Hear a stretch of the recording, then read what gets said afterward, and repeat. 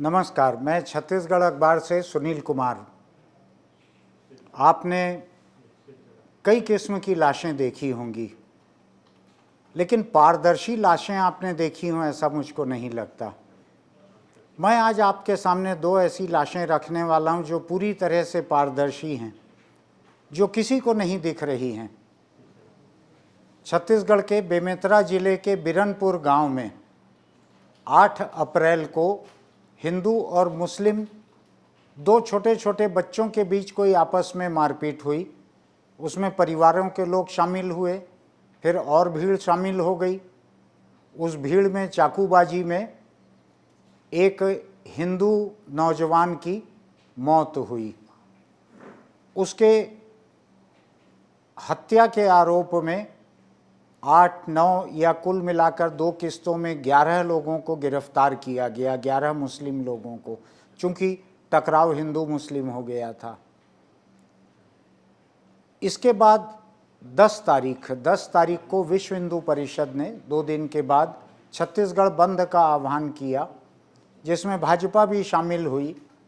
लोगों को लगा कि बहुत अरसे के बाद ऐसा कोई सांप्रदायिक तनाव हुआ है जिसमें हत्या हुई है। बहुत से लोगों ने बंद रखा। उस दिन बिरनपुर में बाहर से बहुत से लोग पहुंचे 10 तारीख को। वहां के रहने वाले एक मुस्लिम बाप बेटे, पिता का नाम रहीम, बेटे का नाम ईदुल, ये बकरी पालने का काम करते थे। रात में ये बकरियां वगैरह अपनी बटोरने के लिए कहीं गए हुए थे, क्योंकि गांव में 2 दिन से तनाव चल रहा था। ये किसी और गांव में बगल में जाकर रिश्तेदारी में रुके थे। फिर बकरियां भूखी न मर जाएं, इसलिए वापस आए और बकरियों को ले गए चराने के लिए। वहां जंगल में इनको मार डाला गया, दोनों को, पिता पुत्र को। लाशें सवेरे कोटवार को दिखीं, पुलिस में रिपोर्ट हुई, लाशों का पोस्टमार्टम हुआ। उसमें इनको पीट पीट कर मारना, हथियार से मारना, इस तरह का पोस्टमार्टम में निकला। और उसके बाद इस परिवार के दामाद शब्बीर, उनको गंडई में खबर की गई कि ऐसा ऐसा हो गया है, तुम्हारे ससुर और तुम्हारे साले साहब 2 की मौत हो गई है, उनका पोस्टमार्टम हो गया है, आ जाओ यहाँ कफन दफन के लिए। वहाँ से एक टी आई, गंडई से शब्बीर को लेकर यहाँ आए बिरनपुर। 2 घंटे में 7 बजे 8 बजे तक कफन दफन हुआ और उसको पुलिस वापस ले जाकर उसको गंडई में छोड़ दी, क्योंकि यहाँ रहना सुरक्षित नहीं लग रहा था। कुछ दिनों की जांच के बाद में पुलिस ने दावा किया कि उसने कई तरह की जांच की है, बड़े बारीकी से जांच की है, और शायद 8 या 9 हिंदू लोगों को गिरफ्तार किया गया। कुछ लोगों का थोड़ा सा हैरानी का इसमें सोचना है कि ये सारे के सारे लोग उस गांव के नहीं थे, सारे के सारे लोग दूसरे अलग अलग गांवों के थे। ऐसा कैसे हो सकता है कि दूसरे गांवों के लोग आकर इस गांव के एक मुस्लिम बाप बेटे को जंगल में जाकर वहां मार डालें? खैर, पुलिस ने पकड़ा है, तो हम अभी पुलिस पे सवाल करने के लिए यहाँ पर नहीं आए हैं। पहली हत्या जो हुई थी, इसमें हत्या, मौत, पुलिस ने हत्या दर्ज किया है, मैं हत्या कह रहा हूँ। पहली हत्या एक हिंदू नौजवान की हुई थी, साहू समाज का था वो। वहाँ के लोग साहू समाज के मुख्यमंत्री से मिले। मुख्यमंत्री ने 10 लाख रुपए मुआवजे की घोषणा की और परिवार के एक व्यक्ति को सरकारी नौकरी देने की घोषणा भी की। इसके बाद भी सरकार ने और हमदर्दी की 1-2 बार और बातें कही जब पूछा गया सरकार के लोगों से। तो अब बात आती है कि जो 2 लाशें जंगल में मिली मुस्लिमों की, 10 तारीख की रात, 11 की सुबह मिली, वो शाम तक वो दफन हो गई। उन लाशों को लेकर आज 24-25 दिन हो रहे हैं। इन 24-25 दिनों में सरकार की तरफ से उनके लिए कोई मुआवजा नहीं हुआ,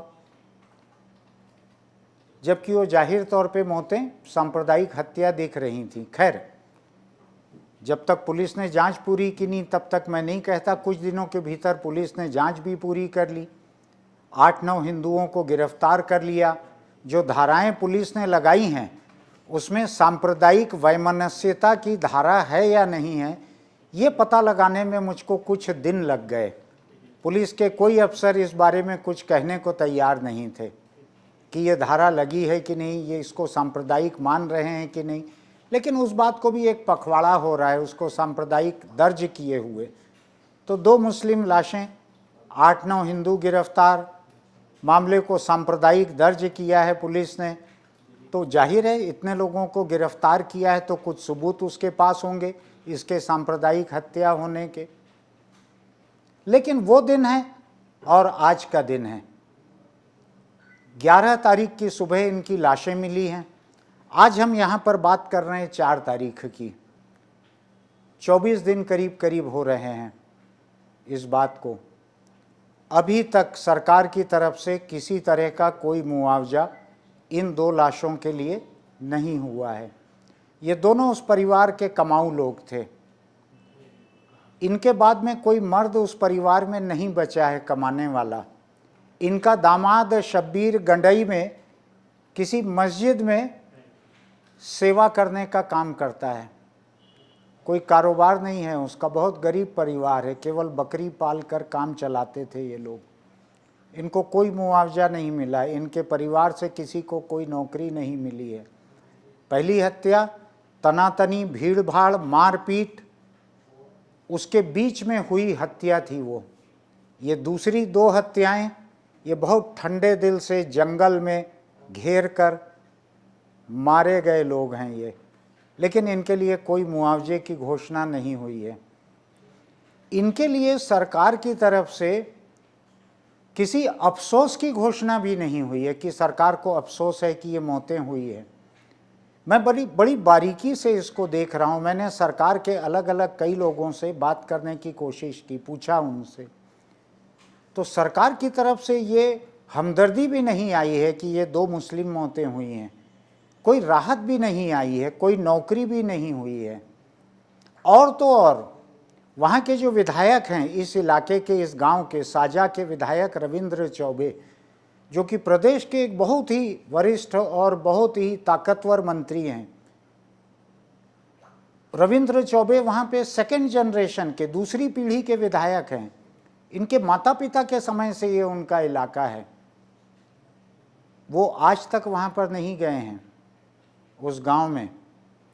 उसी इलाके के, उसी अविभाजित दुर्ग जिले के आसपास के विधायक और प्रदेश के गृह मंत्री ताम्रध्वज साहू, वो भी आज तक उस गांव में नहीं गए हैं। पुलिस उन्हीं का महकमा है, जुर्म पे रोक लगाना उन्हीं का जिम्मा है। वो आज तक उस गांव में नहीं गए हैं। उस गांव में आज तक अल्पसंख्यक आयोग के लोग नहीं गए हैं, हज कमेटी के लोग नहीं गए हैं। उस गांव में उर्दू अकादमी या सरकार में बैठे हुए कोई मुस्लिम लोग नहीं गए हैं। प्रदेश के कांग्रेस विधायकों में अकेले मुस्लिम विधायक मोहम्मद अकबर, जो प्रदेश के बहुत ताकतवर मंत्री हैं और जो उसी इलाके में बगल का जो इलाका है लगा हुआ कवर्धा का, वहाँ से कांग्रेस विधायक भी हैं, वो भी नहीं गए वहाँ पर।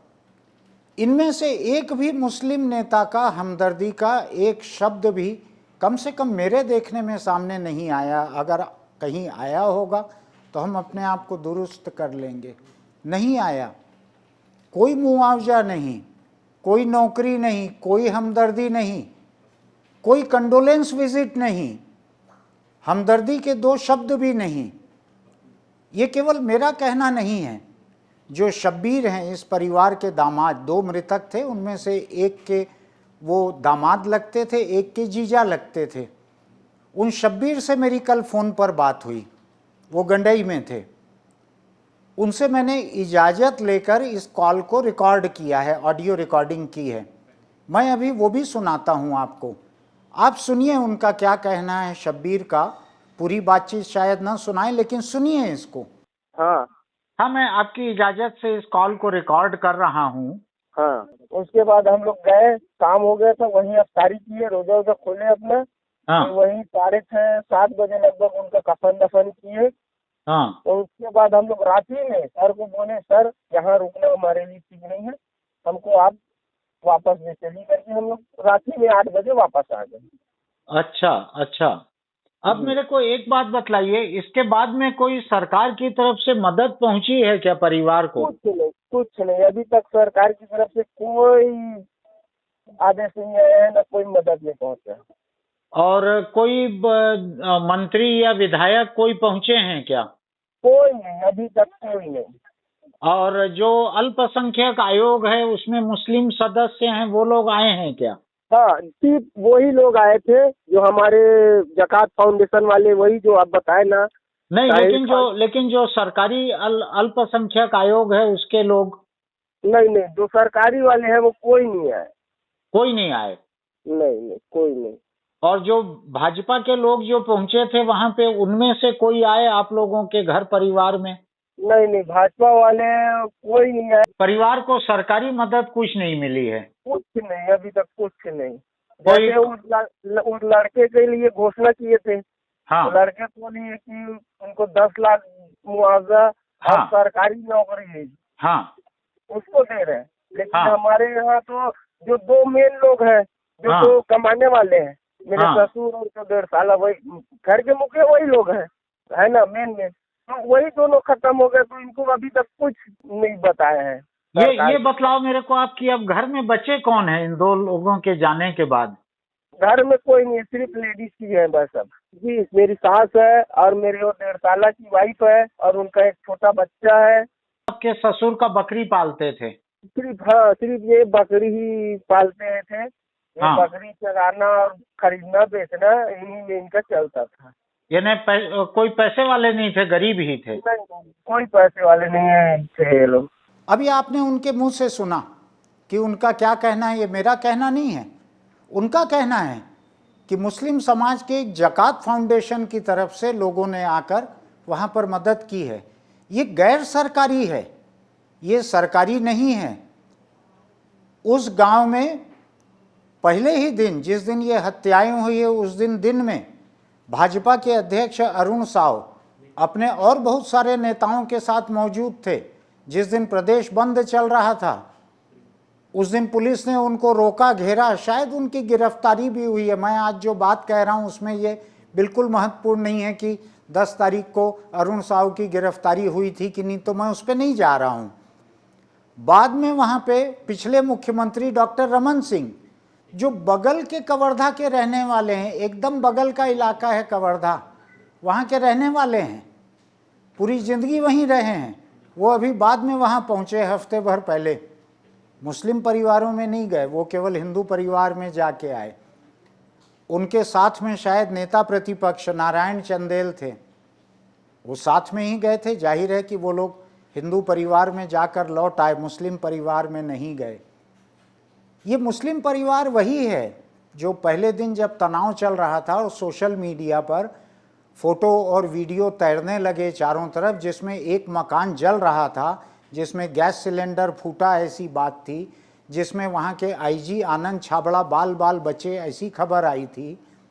ये उसी परिवार का मकान था, झोपड़ा था ये जो जला था।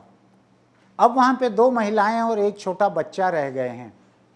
यही हैं, कमाने वाले चले गए, सरकार को दिख नहीं रहा। विपक्ष चूंकि यहाँ भाजपा है तो उनको मुस्लिम का म भी नहीं दिख रहा। और मैं भाजपा को क्या कहूँ, कांग्रेस का भी कोई नेता नहीं गया सरकार से परे। तो मैं ये मानकर चलता हूँ कि ये पूरी तरह से 2 पारदर्शी लाशें हैं। ये मुस्लिम समाज की 2 पारदर्शी लाशें हैं जो इस प्रदेश की न सत्ता को दिख रही, न इस प्रदेश के विपक्ष को दिख रही। किसी और पार्टी ने हमदर्दी का कोई बयान बिरनपुर को लेकर वहाँ अमन चैन के लिए जारी किया हो तो किया हो। मैं तमाम पार्टियों के नाम यहाँ गिनाना चाहता हूँ।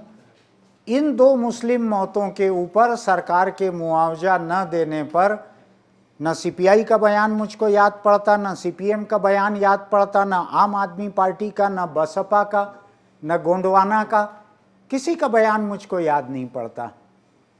और तो और उस इलाके के विधायक रविंद्र चौबे, उनकी कोई मांग भी सरकार से हुई हो कि मेरी कॉन्स्टिट्यूंसी में ये 2 मुस्लिम मारे गए हैं, हत्या हुई है, इनकी सांप्रदायिक हत्या हुई है, इनकी पुलिस के रिकॉर्ड के मुताबिक इनको भी मुआवजा दे दिया जाए, ये मेरे सुनने में नहीं आया अभी तक।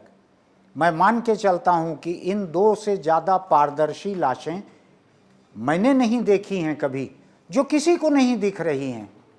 लोगों को ये दिख रहा है।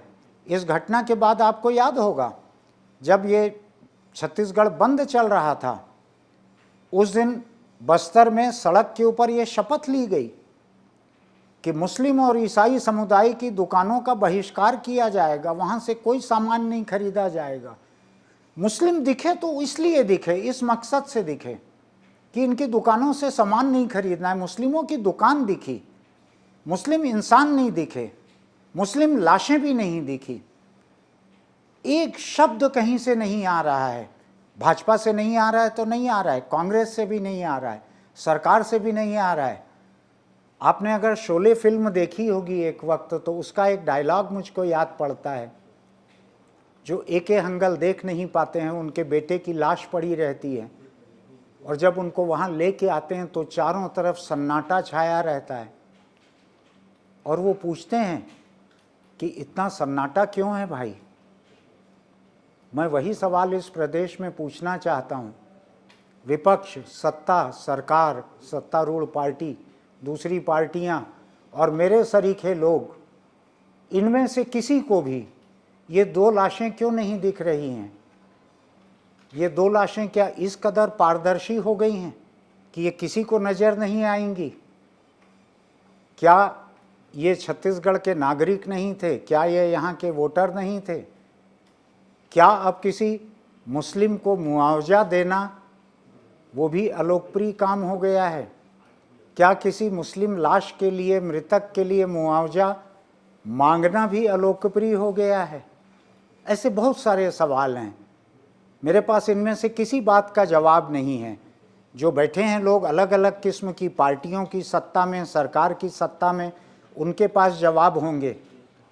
जो लोग अल्पसंख्यक आयोग की सहूलियतें पा रहे हैं, हज कमेटी की सहूलियतें पा रहे हैं, जो लोग उर्दू अकादमी की सहूलियतें पा रहे हैं, इन लोगों के पास हो सकता है इसका जवाब हो। अभी तक वो चुप हैं। मैं केवल यही आखिरी लाइन बोलकर यहाँ पे जा रहा हूँ, इतना सन्नाटा क्यों है भाई?